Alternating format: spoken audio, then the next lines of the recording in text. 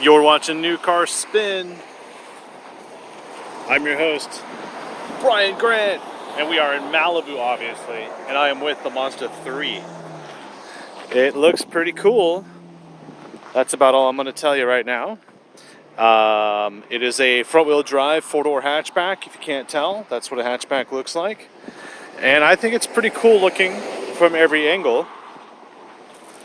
And, not too many of these right now in California, so I'm getting a lot of looks on it.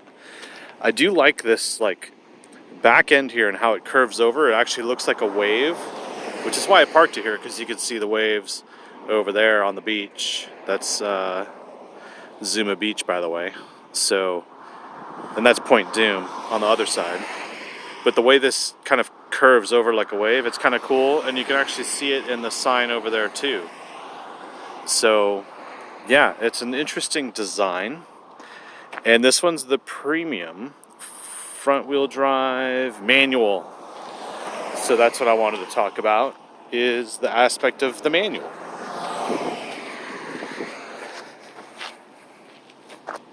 Yeah. Let's check it out. It's mica gray, some kind of poly mica gray with a red interior. Woo. Oh, man, my throat's so dry today. But that's okay. This one has the fancy Bose stereo. We actually have a cup holder in the door, which is great, because I'm going to have some water right now. It's so dry out here. I don't know why. Okay. Now, I drove the sedan in Dallas, and I said, hey, this sedan was great. Can I drive the manual hatchback? And they said, sure, we can give it to you next week. And I went, you know what? I don't want to drive it next week. I want to drive it when I'm in California 3 weeks from now. And they said, okay, sure. So here I am in the Mazda 3 hatchback. And you can tell it's relatively the same interior as the sedan. Although the sedan had a white interior, this is red. It's really cool in here. I like the contrast. Same steering wheel. It's a little bit like an Audi A3 with the design. Pardon all the dust and stuff. I drive with the windows down because that's what I do. Cup holders up front and a little storage bin there. It's hard to see in this lighting. There you go. USB slot, and this is a funky armrest, but wireless phone charger. Another USB spot here, and then an SD card slot for the navigation. So this car does have navigation. I highly recommend navigation. Do not get caught up on that. Your phone is useless at navigation when it doesn't have reception. This armrest I thought was funky, but I realized it's also the same style armrest that's in the Lexus GS. So maybe that's not so bad. There's a little spot here for your pen, which is really cool. So you can sign your speeding tickets right there. This is very Audi A3-like. All of this here, electronic parking brake, auto hold. So even if the car's in first gear, and if I press start stop to turn the engine off, it will automatically set the parking brake, which is a nice little feature. What I don't like is, I'll just give you the rundown as I drive this vehicle, because I've had it for a week. It goes back at 1 o'clock today. It's like 11 something. So what I want to do is kind of like show you the outside real quick and then get in and drive it. And it's going to be hard to drive because I'm in California. So that whole aspect of driving and holding a phone, although I'm holding a gimbal, not a phone. We'll see if I can get around that. But I want to show you the back, and then I want to show you what it's like to drive it and all the little caveats. Because this thing I want to say has too many caveats, and I'm just trying to figure out what these people are doing, because they're like driving forward, they're backing up, they're driving forward. Anyway, let me open the trunk and I'll show you the thing.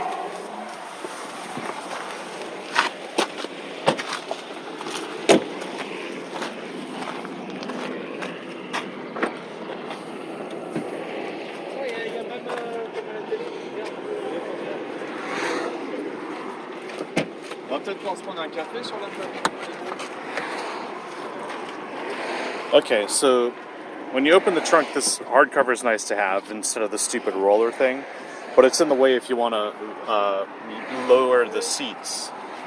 Hi. Yes. Hi. Can you take a photo with Yeah. before? Yeah, I can do that. Hold on 1 second.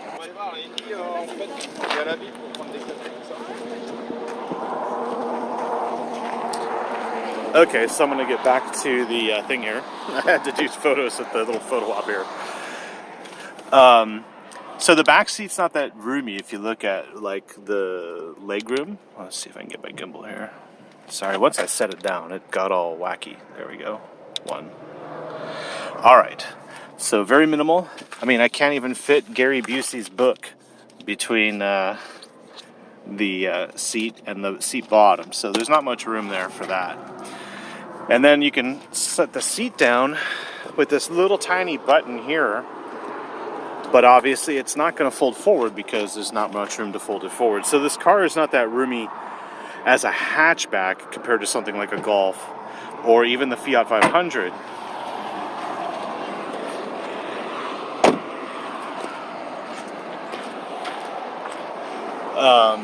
Plus, you know, the button's way over there, so you have to reach over this partition to get to it.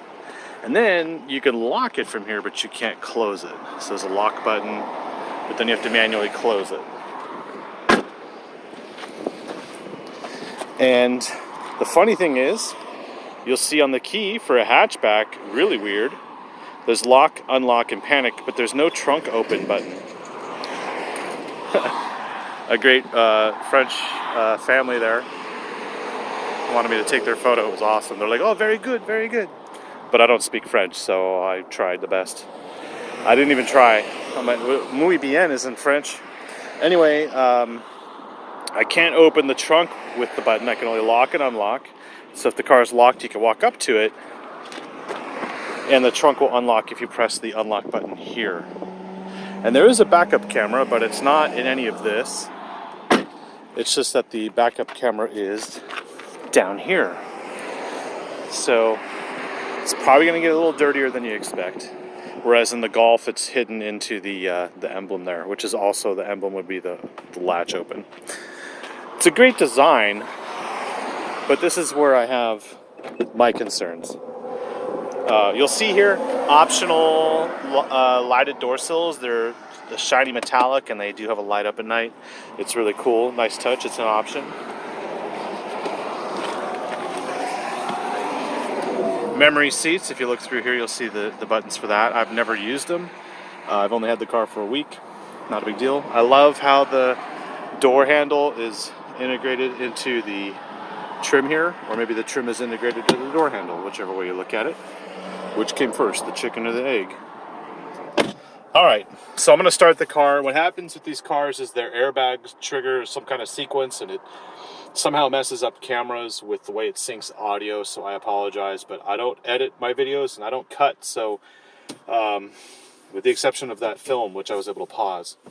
Let me try that. I'm going to pause this when I start it up. So I'm going to hit this button. Your foot has to be on the clutch.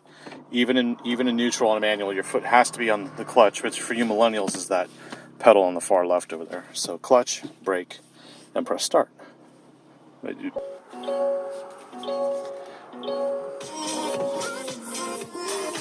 Okay, let's pause that. Whoop, turn it down. Okay, so here we have a map.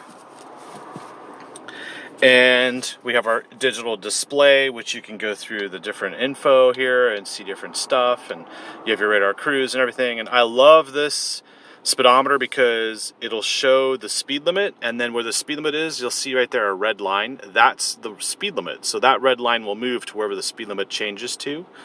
And this is a digital gauge, so it will as you go past that, you'll see like a red line to show you're going over the speed limit, which is nice because you don't have to keep looking over at this screen to see, oh, what's the speed limit. The speed limit's actually in a square right there, and it's also in the red line. So because of that red line, I never look for this actual speed limit square. I just look at the line. You'll see there's heads-up display here too, and astonishingly in this Mazda, I can see that heads-up display with my polarized shades on, which is fantastic in a place like, oh, I don't know, Malibu. We have a sunglasses compartment here in case the sun goes down. We have another problem. This clip here doesn't really hold these sun visors in very well. So if you slam it down and then you want to pop it up, I've found that sometimes when I want to move it up, it comes out of the little clip here. So that's a bit of an issue for me. We do have mirrors, and we have extensions, which are really handy over here to kind of like cover your blind spot. I'm not doing a very good camera job today. I'm sorry. I don't know why. A low flying plane right there. Really low flying. You can't even see him. He's blending into the water. He's like right on the water line. Anyway, there's a funky little boat there too. I don't know what that is. It's not a real boat either. A tiny thing over there. And yeah. Alright, I'm going to put my seatbelt on. And I'm going to talk about I thought this was going to be like an exciting car because it's a hatchback, and I thought it was going to be sportier than the sedan, which I drove. The sedan was a front-wheel drive, although you could get all-wheel drive. But it's like, hey, you can get an all-wheel drive automatic sedan, and it's in the mid-30s, low to mid-30s. And it's kind of pricey, but it's really nice because it's like an Audi A3, and it's almost Audi A3 money at that point too, which is weird. So I thought, hey, the hatchback's going to be great. And unfortunately, I've been driving it for a week, and I'm not impressed. Now, that's from my perspective, being that I grew up out here, and I know these roads like the back of my hand. And I feel like this car doesn't have the power. It just doesn't put down the power. Now, in Dallas, I was happy because it was flat. Everything was flat, and you're just going around corners, and you're just keeping up in traffic. It's like you're not doing much.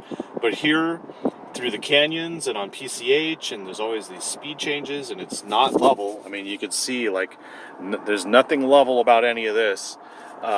This car just doesn't have the power. Now, that's not a bad thing.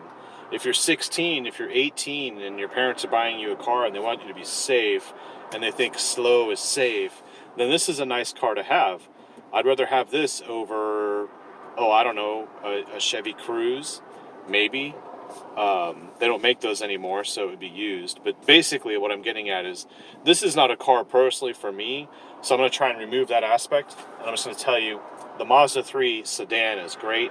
The Mazda 3 hatchback, based on the back seats that don't go down all the way, unless you move the front seats all the way forward and stuff, like, there are limitations in this car, and it's because of space.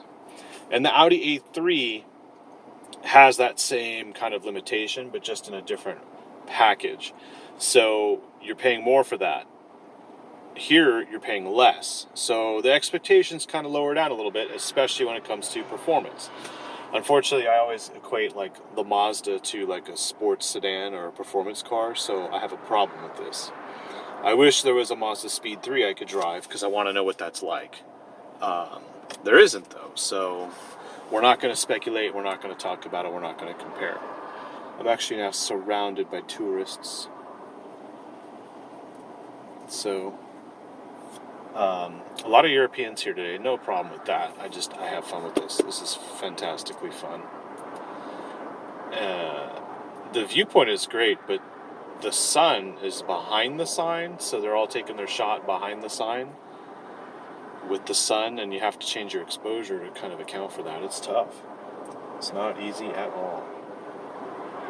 So, let's see. Everyone's here taking shots. I'm surrounded. It's like I got like a swarm of bees around me. What I'll do is I'll hit the road and show you the problem I have, and that's with the manual transmission, unfortunately. Let's do that. Put on the brake. Before you set off, it has an electronic parking brake, and so if you put it in gear and you want to go forward, you figure, okay, you take your foot off the brake, you're still on the parking brake, right? So you can do that. But if you take your foot off the clutch and feather off the clutch, the car still doesn't move. In a manual, the car will only move just like it does on the automatic if you put your foot on the gas pedal. And sometimes, like when I'm backing up or in a parking lot, I'm not necessarily going to put my foot on the gas pedal and accelerate, because at idle, it can get me out of a parking spot just fine. So that's the problem I have. It's not that convenient. It's convenient when you're parking, but not when you're trying to get out of your parking spot.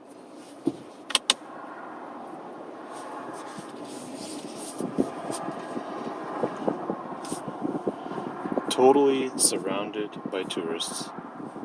This is like the funniest part here.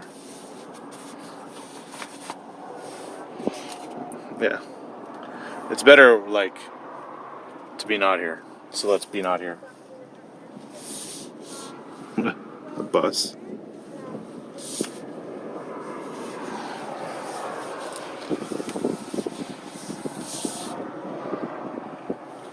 Clear. The problem I have here is first to second, because there's no easy way to get into second gear. I've tried, and I've tried, and I've tried, and it just doesn't want to do it smoothly.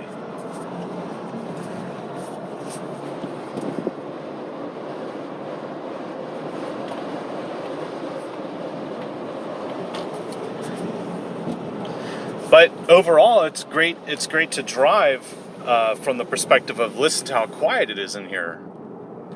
We're doing 40 in fifth gear, and even when I'm driving it hard, I can't hear the engine. And that's the problem. Is you're almost driving on instrumentation alone, and it does have an indicator here to tell you when to upshift and stuff. But that's for fuel economy. So I can't really tell when this engine's kind of being lugged, like we're going up a hill, and I can't hear it struggling. You know, you can feel it not moving, but even if you downshift, it doesn't have enough power to keep going. So here we are, first gear, just not smooth. I've tried to find a way to feather out that clutch to make that gear change easy, and it just isn't.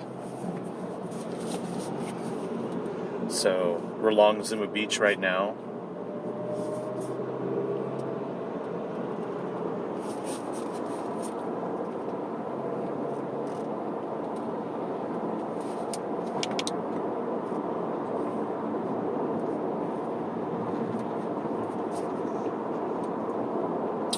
Kind of nice day out, I think. The French tourists asked me if there was a cafe on the beach at Zuma, and I was like, no. Just like ice cream and maybe sodas, but I don't think there's anything. Like, this isn't like Europe. And it's funny because, you know, you go to Europe and you want to experience Europe like a European, and then you see a European come here and want to experience America like Europe, or maybe they think something's normal, but I basically said, keep going, go to like downtown Malibu, don't try to look for a cafe here. And all they really wanted too was coffee. They didn't want like a cafe, like restaurant, they wanted coffee. And like, there's no coffee here. So, you know, I didn't want to talk like the freaking mayor and be like, oh, that's a good question, you know, like blah, blah, blah, blah, blah. Well, you know, they want it now, so let's give them solutions now. The best thing I said was, keep going.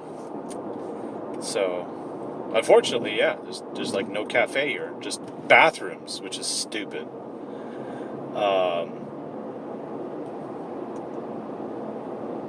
Yeah, it's Friday, so it's beach day. This is like 11:50 in the afternoon, morning, whatever. And so this is nothing compared to what tomorrow will look like in August. It's the first weekend in August. Crazy around here. Anyway, let's talk about this car. Let's see. Fuel economy, I'm not impressed. It's average. And range, I'm not impressed. You see a half tank there. I only put in 3.5 gallons of fuel. So it's a tiny, tiny gas tank, which I also experienced in the Mazda CX-5. I'm just not impressed with the small gas tanks. And they use that to reduce weight, which in turn increases fuel economy. And sometimes they have to find ways to do that, and that's one way, shrinking the fuel tank. To me, that's no bueno. If I show you how the windshield wipers work, that's impressive too, actually. It's really a shocker. So let me put it in fifth gear with one hand. Let's go like that. Sorry. Okay. So now we're driving along. I'm going to roll down the windows. Power windows, power up and down on all four, which is great. I'm going to open the sunroof. Auto sunroof. All that. Okay, we're driving along, and you hear more of that car than you hear my car. So this is floored up this hill and forth. There's no turbo. It's just Very weak engine. It's not a Mazda CX-5, I'll put it like that. Not a Mazda CX-5. What else do we have? Oh yeah. Hold on, I'm doing too many things. Shifting gears. Alright. We have radar cruise, you set it here, and then if we change the info, you can see that's our radar cruise setting. So you still get your speedometer, but then it will show you the vehicle in front. And did you just realize what this is? It's a manual with radar cruise, which is stop and go in the city. And how does that work? I don't know. We're going to have to figure that one out. So even if I set it now, it won't set because my foot's on the brake. And if I take my foot on the brake, because we're on a bit of a hill here, you can see there's an incline. If I take my foot off the brake, it's actually going to hold the vehicle, and then for like 3 seconds, and then it lets it go. So let's move forward. Lovely traffic, people.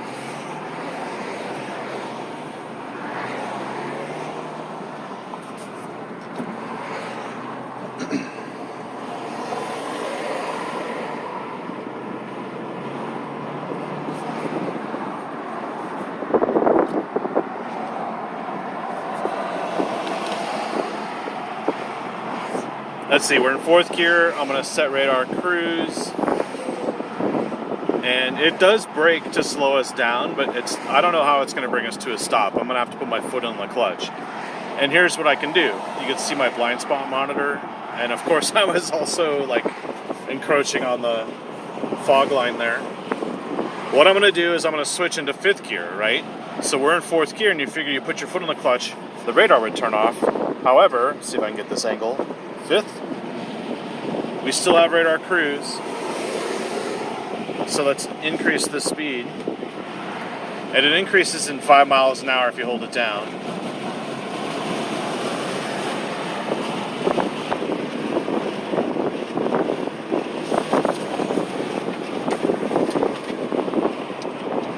Let's roll the windows up because I'm actually losing my window stickers. All the paperwork is flying away, which is not fun, obviously.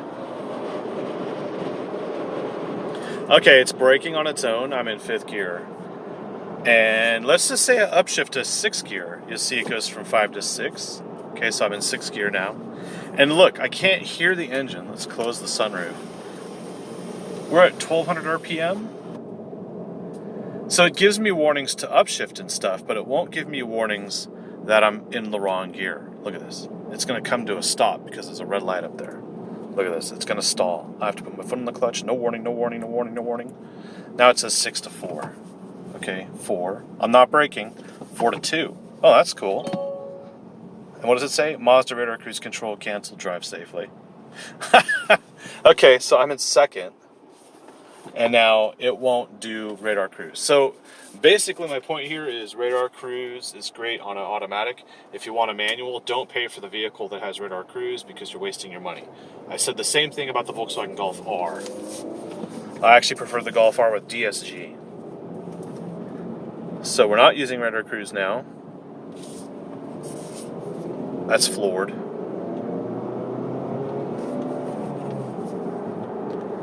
It's just not a performance car. As much as it looks cool and fast, it isn't. Until they bring out a real version of it. So this is just and it's not a sensible hatchback either. I can't figure this car out. I can't nail it down. I don't know what it is. What else do we have? Trying to think about other things here. Because I've already reviewed the sedan and I've said enough about the sedan. I did like that one, and I don't necessarily like the hatchback. I think there are better hatchbacks out there. The suspension on this one too is quite soft, so going through corners, it's weird. I feel like the steering is too light, and the steering does change as the RPMs change. I feel like at higher RPM it gets stiffer. So the problem is the way these gears are spaced out is we're in 4th gear doing 45, and if we go into 5th gear, that's where it wants to be. right? But these RPMs are just too low to have any steering feedback. There's no feeling in this steering wheel. And that's an issue I have. He's braking hard. I don't even know what gear to be in at this speed. 20 miles an hour, third gear, it's at 1,200 miles an hour, 1,200 RPMs. This is hard to do, by the way, so I appreciate a thumbs up. Taking this risk for you. Driving a manual, holding a gimbal.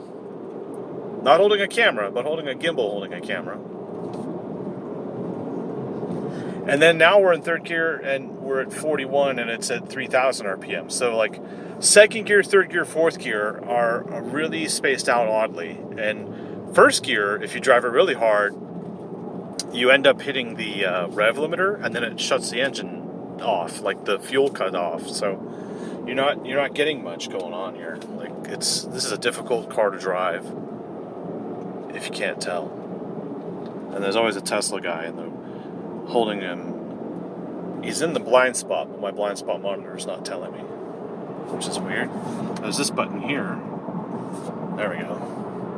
So I got the green icon there, which is the all the sensors on the car are on. Let's go to fourth.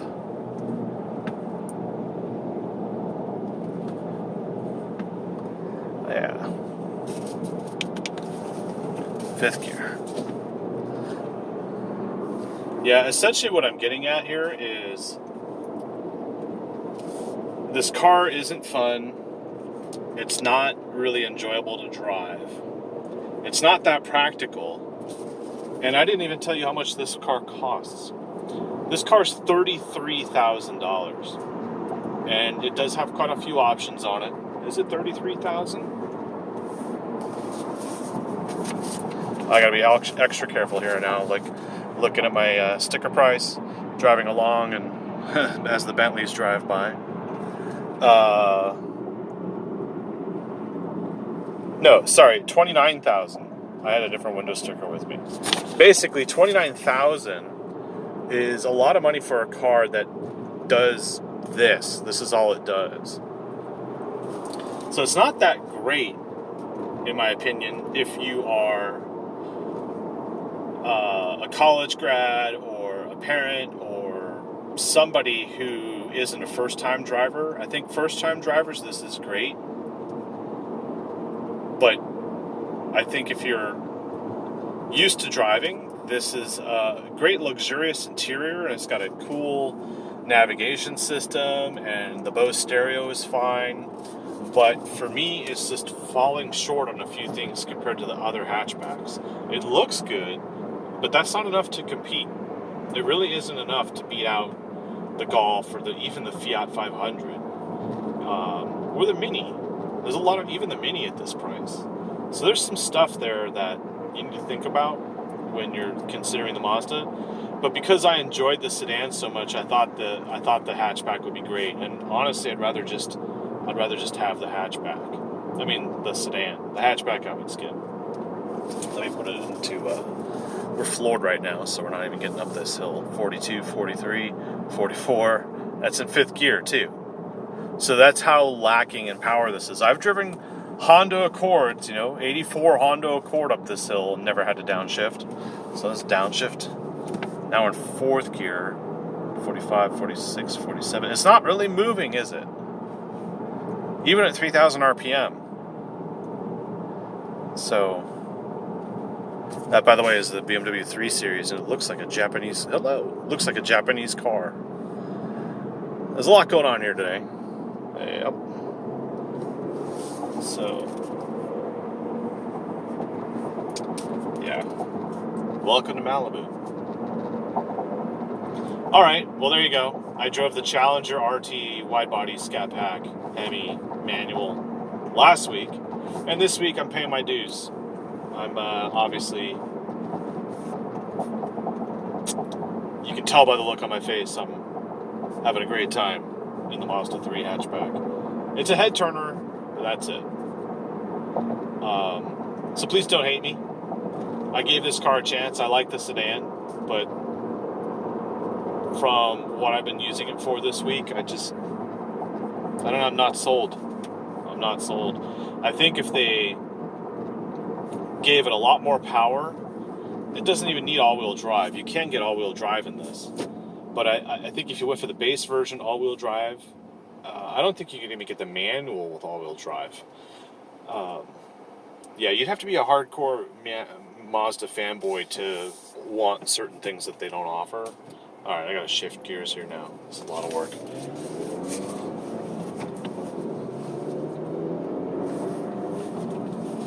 It's not loud in here at all. I wish it had more noise. I wish the steering was heavier. I wish the gears were spaced better. That's the whole thing. I never said any of this in the sedan. And that's crazy that this car would be so different from the sedan. I just don't understand how that's possible.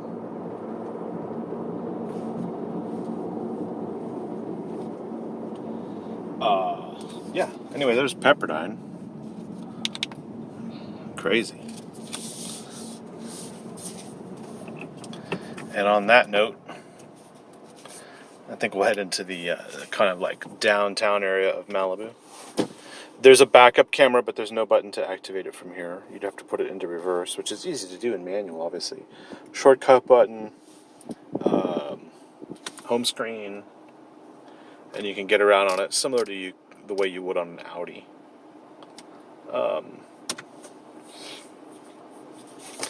Yeah, that's it. Nothing crazy. And we'll just drive down PCH. I'm going to end it here, but I'll let you just continue on with the drive.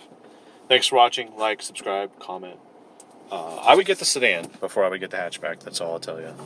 Let's see if I can change it. Holding the gimbal. Ha, there we go.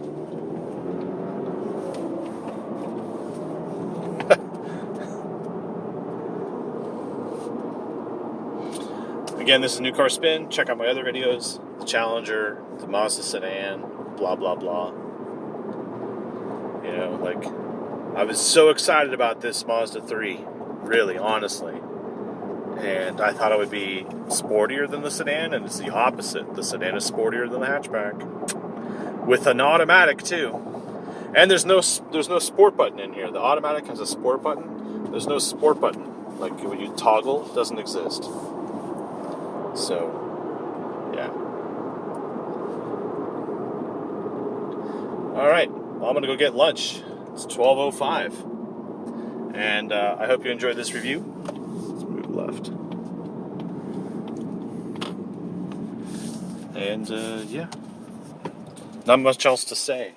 It's a Mazda 3 hatchback. Get the sedan. See ya.